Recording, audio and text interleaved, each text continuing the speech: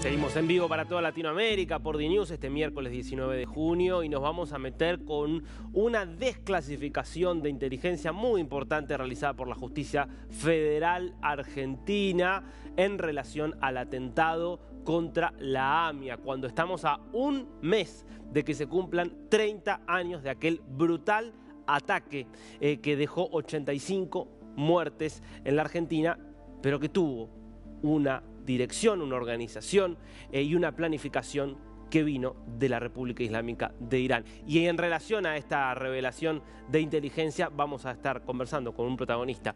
Quiero entonces ir ya mismo con Mariela Diegues para que nos lo presente. Marie, vamos con vos. Darío, claro, y me acompaña Miguel Ángel Toma, que era el titular de la Secretaría de Inteligencia del Estado en ese entonces y fue el autor de ese informe que coincide con lo que había revelado también ya la inteligencia israelí y celebra, por supuesto, Miguel Ángel Toma, que esto se haya hecho público en sintonía también con el pedido de los familiares de las víctimas. Miguel Ángel, muy buenas tardes, muchas gracias por este tiempo con DNews. ¿Cuáles son las principales conclusiones de ese informe y por qué usted ahora celebra que se haya hecho público? Bueno, en primer lugar, el informe tiene un valor extraordinario en términos de demostrar lo que recientemente la Cámara Federal Penal, a través del fallo de los doctores Maíquez y Barretaveña, determinaron que los dos atentados, tanto el de la Embajada y fundamentalmente el de la AMIA, fueron productos de la decisión de un Estado terrorista, que es Irán.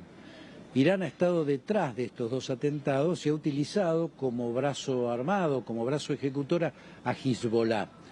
Esto tiene una gran significación porque muestra claramente que quien está detrás de las organizaciones terroristas que hoy incluso estamos verificando mantienen una guerra contra el Estado de Israel, que es en este caso Hamás, tanto Hamás como Hezbollah están sostenidas por este Estado teocrático y terrorista que es Irán. Bueno, el gran valor de esta investigación y de este informe no solamente es que establece claramente cómo se desarrolló el atentado, quiénes fueron sus responsables, cuándo se decidió, cómo se ejecutó, sino que muestra la matriz que está detrás de este atentado, de estos atentados, y que expresa claramente una decisión de llevar a cabo un proceso de expansión de una revolución islámica entendida al estilo que la entiende Irán. Esto no tiene nada que ver con el Islam o con la religión como tal, y que evidentemente ha puesto claramente la responsabilidad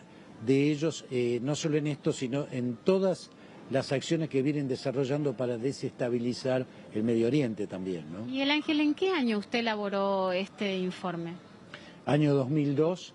Fue presentado en el año 2003 al juez Juan José Galeano, que era quien tenía a cargo la investigación de la AMIA. Lo escucha en el piso Darío Misragi. Adelante, Darío. Gracias, Mari. Bueno, muchas gracias. Un placer saludarlo, Miguel Ángel. Gracias por este tiempo para toda Latinoamérica. Gracias. Usted cuenta, ¿no?, el momento en el cual usted llega a la Secretaría de Inteligencia, un momento, bueno, donde obviamente había ya habido muchos años ya de impunidad en esta causa, con muchas pistas falsas que se habían sembrado. Digo, ¿cómo fue para usted cuando llega a esa responsabilidad encontrarse con tener que elaborar un informe, insisto, cuando había habido tanto ruido de alguna manera en la causa? Bueno, no fue sencillo, pero me sirvió muchísimo que yo desde el año 1992, como diputado, había sido autor de la Ley de Seguridad Interior que creaba la Comisión Bicameral de Seguimiento de las Instituciones de Seguridad y de Inteligencia. De manera que durante 10 años tuve la oportunidad de conocer a fondo y de controlar en muchos casos la actividad de inteligencia en la Argentina. Naturalmente, cuando llego a la función ya específica como secretario de Inteligencia, tenía un panorama claro de lo que había que ordenar internamente para poder concretar ese informe. De manera que, bueno, este fue el antecedente que permitió que hiciéramos este informe. Obviamente hubo que tomar decisiones que en algunos casos fueron muy duras, pero bueno, cuando se está frente a estas circunstancias y con esta responsabilidad, uno tiene que asumir esas decisiones y los riesgos que conlleva.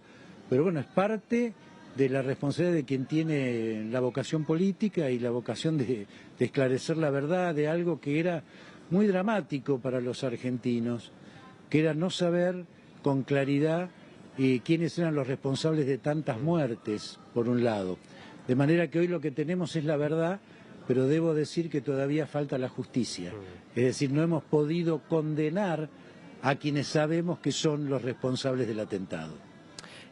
Miguel Ángel, ¿cuál, a la luz, digamos, de lo que ustedes pudieron investigar en aquel informe, obviamente el odio de Irán hacia Israel es fundacional, está enquistado en el Estado desde la Revolución del 79, el odio a la comunidad judía. Claro. Ahora, ¿por qué se elige la Argentina o por qué se elige ese blanco puntualmente en la Argentina? ¿Ustedes llegan a poder delucidar por qué? Sí, absolutamente. Está muy desarrollado en el informe AMIA. La causa eficiente del atentado, primero a la Embajada de Israel y después a la AMIA, fue la consecuencia de una decisión política del presidente Carlos Menem cuando resuelve terminar con el acuerdo de transferencia de tecnología nuclear de Argentina a Irán. Un acuerdo que él estaba proveyendo a Irán la capacidad de avanzar muy fuertemente en su plan y terminar en la construcción de la bomba. Obviamente la decisión del presidente Menem en aquel momento fue de un brutal impacto sobre un objetivo estratégico de Irán, que era tener la bomba. Ustedes se imaginan lo que sería hoy Medio Oriente y el mundo si Irán tuviera la bomba atómica. Bueno, esa decisión del gobierno argentino de la época impactó fuertemente en Irán, que determinó que utilizando su estructura, como ya la acabamos de definir, bueno, hiciera primero el atentado a la embajada, que en definitiva era un atentado contra territorio israelí, porque ustedes saben que las embajadas tienen extraterritorialidad. Y bueno, después fue directamente direccionado a la Argentina, porque la AMIA constituye una institución argentina, de manera que fue un proceso de escalada en términos de retaliación por la decisión de atrasarle, después lo hemos verificado, entre 15 y 17 años a Irán la posibilidad de desarrollar la bomba, lo que permitió, ustedes lo recordarán, que durante el gobierno de Barack Obama y con el consenso de potencias europeas se firmara el acuerdo de control sobre Irán en cuanto al desarrollo de su política nuclear. Exacto. Obviamente está tipificado, entonces Irán planifica, toma de alguna manera la decisión, Hezbollah aparece como brazo ejecutor. ¿Qué nivel de participación hubo de gente en la Argentina, que estaba allá en la Argentina, y de complicidad con este atroz atentado?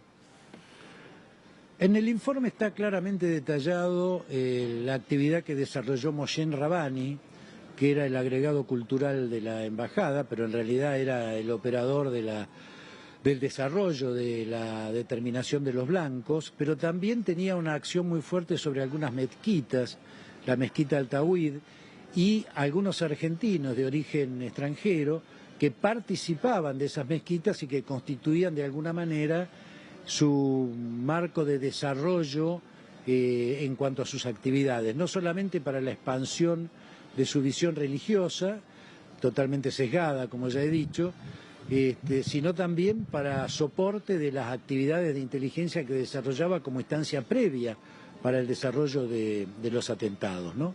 Esa fue su tarea. Está perfectamente identificado en las mezquitas, los nombres, apellidos de quienes participaban de esta estructura que había armado Moshen Rabani, particularmente en Buenos Aires.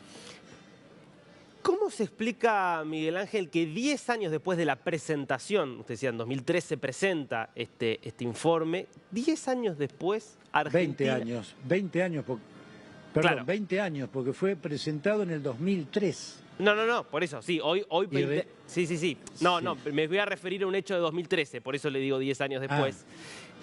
Por eso le digo, 2003, usted dice la presentación, 2013, Argentina trata, y firma de hecho, un memorándum de entendimiento con Irán para, entre comillas, esclarecer aquel atentado donde se invitaba a Irán, Estado terrorista, que ya estaba certificado por este mismo informe y por todas las investigaciones, que había sido el instigador de esto, de formar parte de una comisión de la verdad. ¿Cómo se puede explicar esto? Bueno, es una aberración total y fue el intento más claro del kirchnerismo de consagrar la impunidad de Irán en el atentado. Y esto se debió fundamentalmente a una decisión de realineamiento geopolítico que tomó Cristina Fernández de Kirchner en su momento, que era apartarse de Occidente y realinearse con los peores del barrio, ¿no? En América Latina, con la Bolivia de Evo Morales, con la Venezuela de Chávez, con Cuba, con Nicaragua, y que a nivel internacional implicaba el acercamiento con Rusia, con Irán, precisamente, y obviamente Irán tenía un interés muy claro. Nunca supimos claramente qué buscaba el gobierno argentino con eso. Posiblemente hay muchas especulaciones, obtener petróleo y gas por el déficit energético que la propia política del kirchnerismo había generado. Otros opinan lavado de dinero de la corrupción a través de los bancos de la estructura financiera de Irán. En fin, eso estará por esclarecerse, los motivos. Lo cierto es que lo que estaba muy claro era lo que buscaba Irán. Irán buscaba que se levantaran las circulares rojas que pesaban sobre los funcionarios, altísimos funcionarios, ministros de defensa, canciller de Irán, que habían sido pedidos oportunamente por el juez Galeano y después posteriormente por Canicova Corral, que estuvo a cargo de la causa. Ahora, evidentemente la razón fue esa, un cambio del realineamiento geopolítico y también una fuerte presión sobre Nisman y sobre la Secretaría de Inteligencia para que dejen de investigar a Irán, porque justamente el informe AMIA más todo lo que había desarrollado Alberto Nisman a partir de ese informe y con el apoyo de la Secretaría de Inteligencia, era una piedra en el zapato para avanzar en ese acuerdo. Por eso es el propio Zanini quien en su momento le pide a Nisman que deje de investigar a Irán, se ocupe de otras cosas, la pista siria, una serie de estupideces muy grandes, y también le intentan ordenar a la CIDE que deje de apoyar a Nisman en su investigación. Ninguna de las dos cosas ocurre, producen una limpieza, una purga terrible dentro de la CIDE que se lleva puesto a los mejores investigadores, especialmente a todo el equipo que apoyaba a Nisman en cabeza de Jaime Estiuso, y a Nisman terminan asesinándolo. Es clarísimo cómo fue la secuencia y por qué razón se dieron todas estas circunstancias, ¿no? Miguel Ángel, yo tengo una última pregunta. Usted decía, bueno, la verdad ya lo sabemos hace tiempo, lo que nos está faltando es la justicia. ¿Cómo bueno, estamos? no te estamos escuchando, Darío, no sé si hemos perdido el retorno, bueno, intentamos recuperarlo en todo caso. Mientras tanto, Miguel Ángel, el informe claramente detalla quiénes fueron los autores del atentado, que actualmente ¿dónde están? Bueno, a ver, Rabbani está siendo parte de la estructura de gobierno de Irán, sigue operando en América Latina y después vos tenés una serie de funcionarios que en su momento son los implicados en el atentado que siguen siendo de alguna manera funcionarios de altísimo nivel dentro de Irán. Está perfectamente identificado con nombres y apellidos en el informe. Ya te estamos escuchando nuevamente, Darío, adelante. Sí, pregunta final, Miguel Ángel, agradeciéndole de vuelta por su tiempo. Usted decía, 20 años que ya sabemos la verdad, lo que nos falta es la justicia. ¿Cómo ve que pueda avanzar esto en el plano de la justicia de acá en adelante? Bueno, hay una cosa muy interesante que se está planteando, que yo espero que avance, que es la posibilidad de establecer el juicio en ausencia.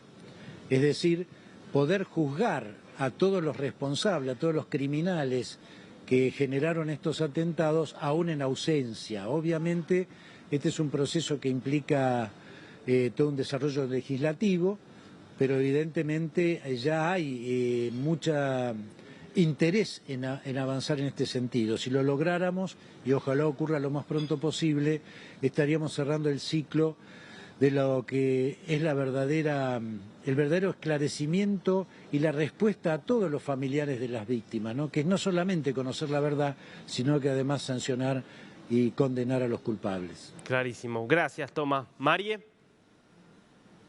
Bueno, simplemente también para agradecerle a Miguel Ángel Toma este ratito y quedarnos con esta frase, ¿no? Que es que tenemos la verdad, pero no tenemos todavía la justicia.